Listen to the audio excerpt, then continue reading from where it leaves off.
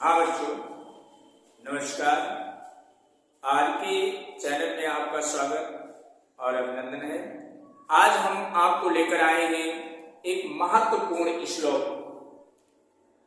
देखिए, श्लोक तो बहुत हैं, हर क्लास में पढ़ाया जाता है, लेकिन महत्वपूर्ण श्लोक कुछ ऐसे होते हैं जो आप लोगों के सामने है। इन श्लोकों का अध्ययन करेंगे और उसके बाद में इसका अर्थ भी बताएंगे। ध्यान दीजिएगा। देखिए, मनोरंजन करते हुए चलेंगे कि मंगल भवन या मंगल हारी द्रवहु सुदशरथ अजिर बिहारी। अब इसके बाद में आ जाइए श्लोक पर। भाषा सुमुख्या मधुरा दिव्या गीर्वाण भारती तस्याहि मधुरं काव्यं तस्मादपि सुभाषितम्। भाषा सुमुख्या मधुरा दिव्या गीर्वाण भारती। एक एक शब्दों पर ध्यान दीजिएगा।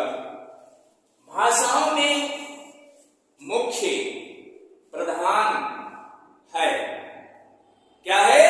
संस्कृत। संस्कृत के बारे में बताया गया है कि भाषाओं में सर्वश्रेष्ठ है। दिव्या गीर्वाण भारती, ये देववाणी है। संस्कृत देवताओं की वाणी है। तस्या ही मधुरम काव्यम, इससे मधुर इसके काव्य हैं। तस्मादपि सुभाषितम, और इससे भी मधुर इनके सुंदर वचन है। समझ गए होंगे। अगला श्लोक देखें। सुखार्थिना कुतो विद्यार्थिना सुखम। सुखार्थी वात जेत विद्याम, विद्यार्थी वात जेत सुखम। आप लोगों के बारे में बताया गया है कि सुखार्थिना, सुख चाहने वालों को, कुतो विद्या, विद्या कहाँ? सुख चाहने वाले को विद्या कहाँ? कुतो विद्यार्थिना सुखम। और विद्या, सुख चाहने वाले को विद्या कहाँ और विद्या चाहने वाले को सुख कहाँ? सुखार्थी वा त्यजेत विद्याम, सुख चाहने वाले को विद्या छोड़ देनी चाहिए, त्याग देना चाहिए। विद्यार्थी वा त्यजेत सुखम, और विद्या चाहने वाले को सुख त्याग देना चाहिए, छोड़ देना चाहिए। अब आप लोग तो अब समझ ही गए होंगे कि सुख चाहने वाले को विद्या कहाँ और विद्या चाहने वाले को सुख कहाँ। सुख चाहने वाले को विद्या त्याग देनी चाहिए। त्यजेत विद्या विद्यार्थी व त्यजेत सुखम, और विद्या चाहने वाले को सुख त्याग देना चाहिए। तो इस प्रकार से तीसरा श्लोक देखेंगे कि जल बिंदु निपाते क्रमशः पूर्यते घटः, सहेतु सर्व विद्यानां धर्मस्य च धनस्य च। इन श्लोकों पर ध्यान दीजिएगा।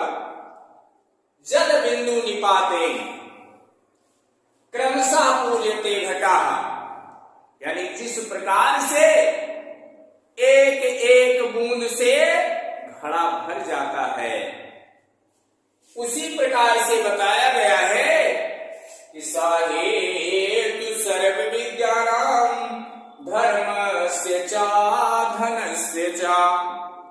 जिस प्रकार से बताया गया कि एक एक बूंद से घड़ा भर जाता है, उसी प्रकार से विद्या को एकत्रित करने के लिए एक एक पल, एक एक क्षण हमें सदुपयोग करना चाहिए।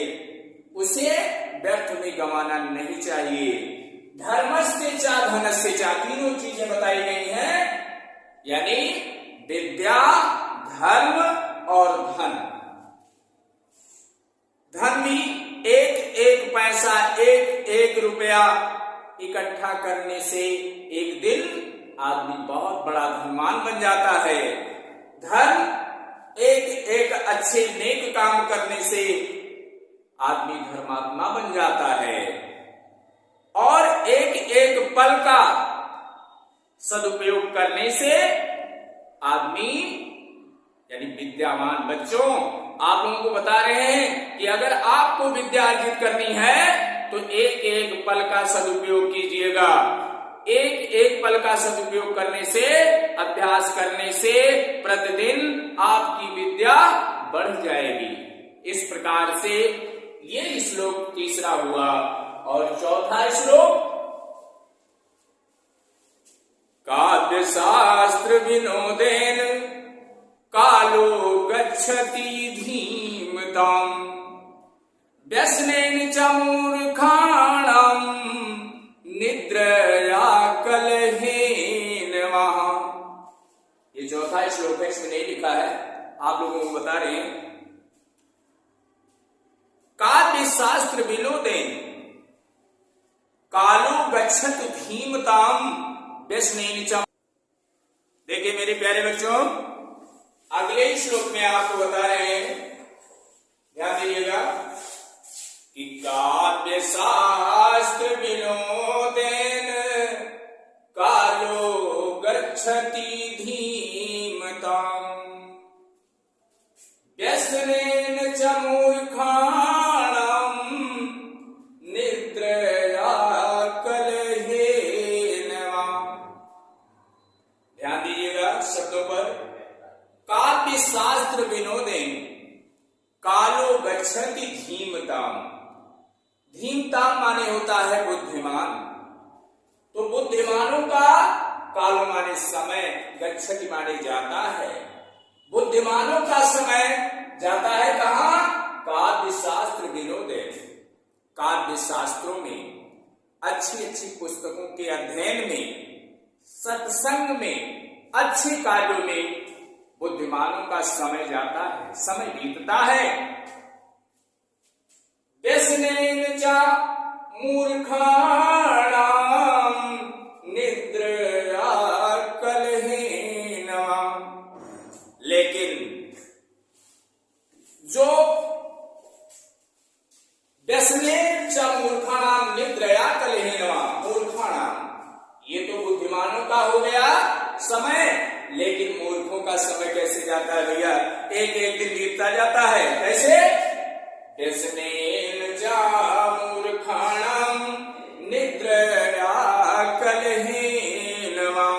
मूर्खों का समय व्यसनेन बुरी कार्यों में, निद्रया कलहेन वहा। कलहेन वहा माने लड़ाई झगड़े में, लड़ाई झगड़े में, और निद्रया नींद में, या तो सारा दिन सोते ही रहेंगे और या किसी से लड़ाई झगड़ा कर लेंगे, और या पूरे कर्मों में। व्यसनेन च मूर्खाणाम् निद्रया कलहेन वहा। इस प्रकार से बताया गया। एक बार फिर से श्लोक, काव्य शास्त्र विनोदेन कालो गच्छति धीमताम् व्यसनेन च मूर्खाणाम् निद्रया कलहेन वहा। बुद्धिमानों का समय जाता है काव्य शास्त्रों में, अच्छे अच्छे पुस्तकों को पढ़ने में, ज्ञान की बातों में, सत्संगों में उनका समय जाता है। लेकिन मूर्खों का समय नींद, लड़ाई झगड़ा और बुरे कर्मों में जाता है। इसलिए बच्चों, आप लोगों को बुद्धिमान बनना है, इसलिए अच्छे अच्छे पुस्तकों को पढ़ने में आप अपना समय बिताएं, मूर्खों के चक्कर में मत पड़ें। अगला देखिए, बहुत ही इंपॉर्टेंट श्लोक आपके सामने आ गया है और बड़े ही सरल शब्दों में है। आप बड़े आसानी के साथ इसको समझ जाएंगे। थोड़ा सा एक बार मौका दें। न चौर हारम न च राज हारम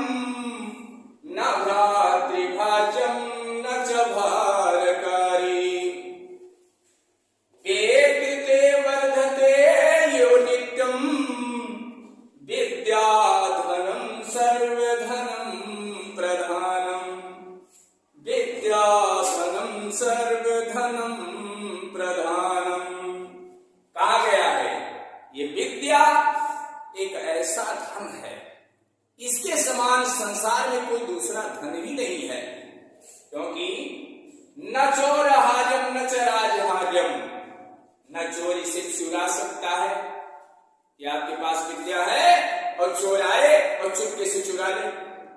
जैसे आपके जेब में पैसा रखा हुआ है, चोर आएगा आपकी जेब को काट लेगा, तो ये चुराने वाला धन नहीं है। न चोर हार्यम न च राजहार्यम न च घात भाजम न च भारकारी, वेकृते वर्धते यो नित्यम विद्याधनम सर्वधनम प्रधानम। न चोर चुरा सकता है, न राजा छीन सकता है कि आपसे जबरदस्ती आपसे छीन ले।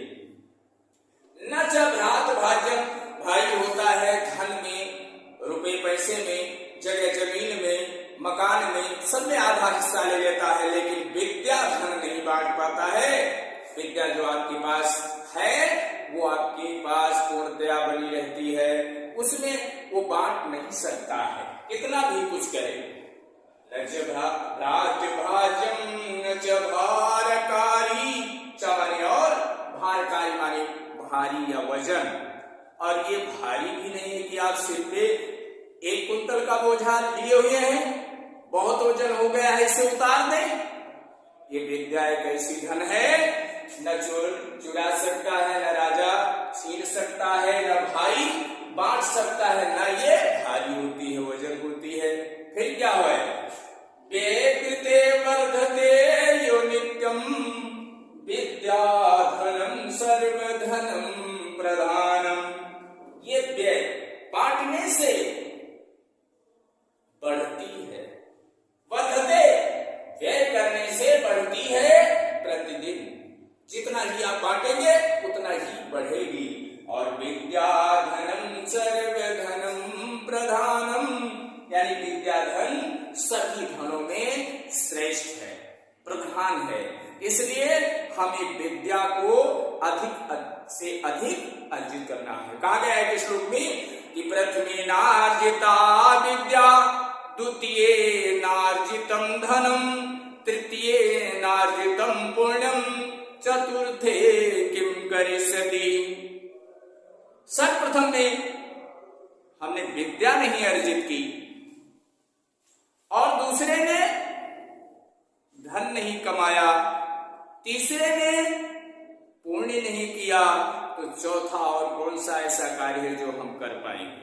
अरे भाई, पहला काम बच्चों का होता है विद्या अर्जित करना, खूब मन लगा कर पढ़ना, और उसके बाद में दूसरे में जब आपके पास विद्या आ गई, गुण हो गया, संपन्न हो गए, तो आपके पास पैसा भी आ जाएगा, आप धनवान भी बन जाएंगे। और जब धनवान बन जाएंगे तो आप पुण्य का कार्य भी कर सकेंगे आसानी से, यानी पुण्य खूब करेंगे।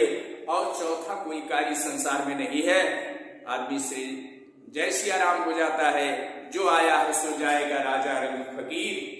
सबको एक ना एक दिन इस संसार से जाना ही है, इसलिए कर्म भूमि है, कर्म को करते जाइए। आप लोग ये श्लोक याद कर लेंगे, ये श्लोक आपके महत्वपूर्ण श्लोक हैं। जो भी श्लोक बताए गए हैं बहुत ही अत्यंत महत्वपूर्ण हैं। इसी के साथ अब हम दूसरा श्लोक, अगला श्लोक बताएंगे।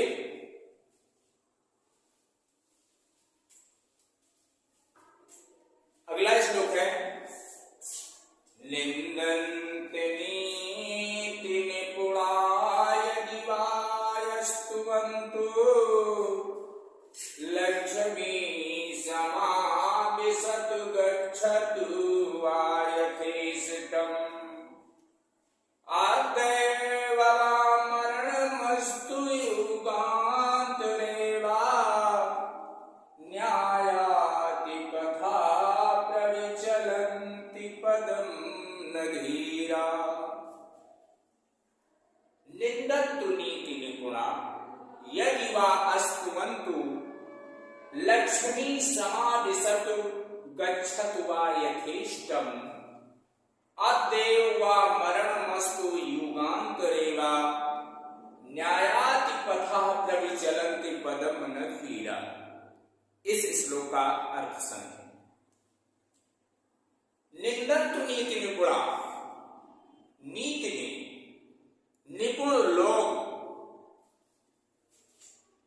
चाहे उनकी कोई प्रशंसा करे या निंदा करे, चाहे उसकी कोई बड़ाई करे या बुराई करे, लक्ष्मी समादिशत, लक्ष्मी पूरी तरह से आए या गच्छतु वा यथेष्टम, या पूरी तरह से चली जाए।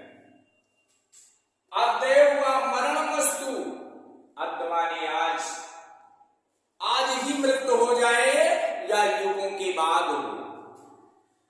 न्यायाति पथा प्रविचरन्ति पदम न धीरा, लेकिन न्याय नीति में निपुण लोग अपनी पथ से एक पग भी विचलित नहीं होते हैं, धैर्य को नहीं खोते हैं। इस श्लोक में आपको आपके अर्थ समझ में आ गया होगा कि निंदन्तु नीति निपुणाय दुवास्तुवन्तु, लक्ष्मी समाविशतु गच्छतु वा यथेष्टम, अतएव मरणमस्तु युगान्तरेवा, न्यायाति पथा प्रविचलन्ति पदम न धीरा। बहुत आसान श्लोक है, याद करने की भी आसानी रहेगी। जितने भी श्लोक आपको बताए गए वो इम्पोर्टेंट ही हैं, चाहे कक्षा 10 में हो या 12 में हो, बोर्ड परीक्षा में हो, ये अवश्य प्रश्न आएंगे और ये श्लोक आपसे पूछा जाएगा। बच्चों, मेरे प्यारे बच्चों, अगर ये श्लोक आपको अच्छा लगा हो तो इसे याद कर लेना और इस आर के क्लासेस को सब्सक्राइब कीजिएगा। अब इसी श्लोक के साथ मैं अपनी वाणी को विराम देता हूं। धन्यवाद।